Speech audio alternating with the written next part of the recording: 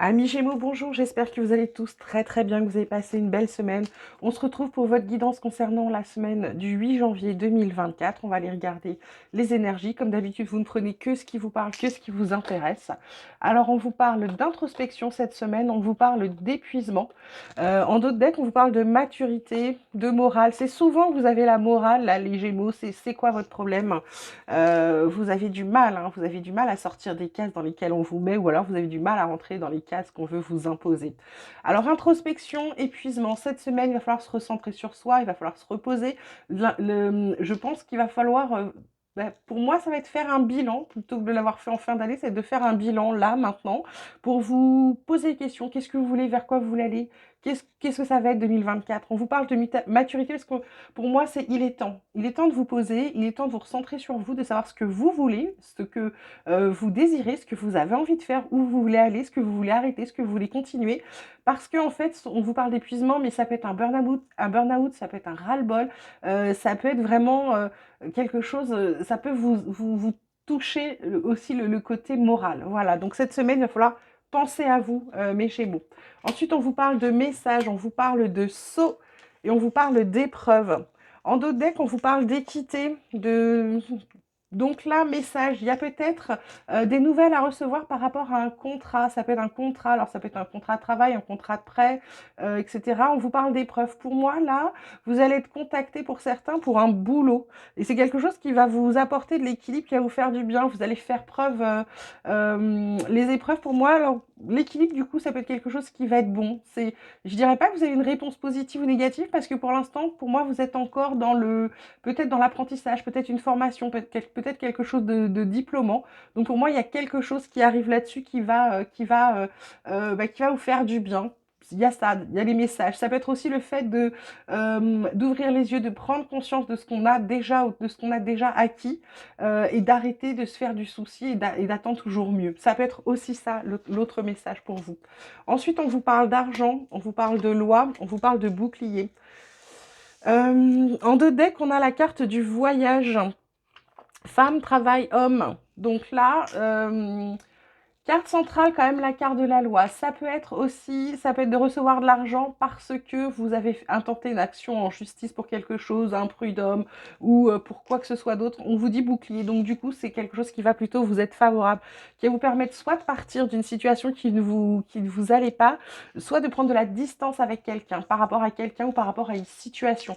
De toute façon, il y a quelque chose à toucher. Ou alors, ce qu'on vous dit, c'est aussi de ne pas vous inquiéter au niveau de l'argent. Ça va s'équilibrer, ça va s'arranger, d'accord? C'est en train de se rééquilibrer, ok? Donc pour moi, côté finance, ça va plutôt être de bonnes nouvelles. Je ne dis pas que vous allez gagner à la loterie, etc.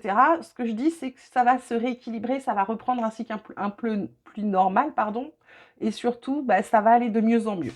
Ensuite, côté relationnel sentimental, on vous parle de l'entourage familial, de la rupture. On vous parle également de la clé du destin et des vacances. Donc là, vous prenez comme d'habitude en fonction de votre situation, d'accord? Entourage familial, famille, environnement, clan, rupture, bonne étoile. Pour moi, là, il y a eu peut-être un silence, il y a peut-être une crise, il y a peut-être eu des séparations. Il y a peut-être un truc qui ne va pas.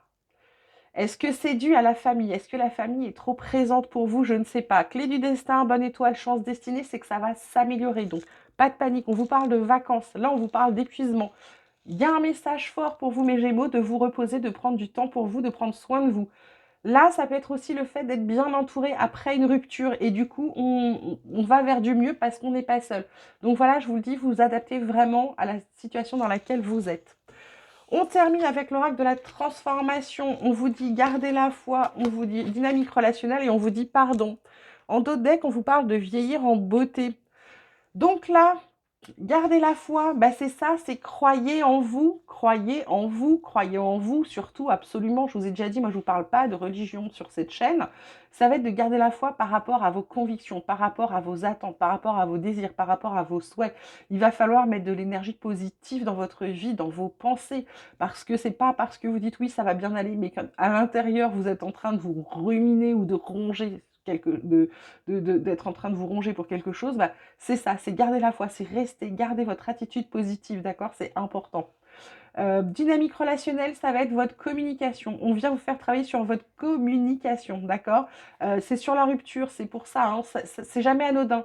Il y a peut-être des gens à qui vous êtes restés fâchés ou vous avez dit des mots. Là, il va falloir travailler votre communication, d'accord? Il va falloir vous exprimer peut-être mieux ou peut-être dire les choses que vous pensez et aussi apprendre à dire non. Le pardon, bah, ça va être quelque chose qui va venir vous titiller. Est-ce que ces gens-là avec qui la rupture, je pardonne et je leur reparle ou voilà, ou est-ce que je pardonne mais que je leur reparle pas? Enfin voilà, et il y a aussi les pardons qu'on doit se faire à soi.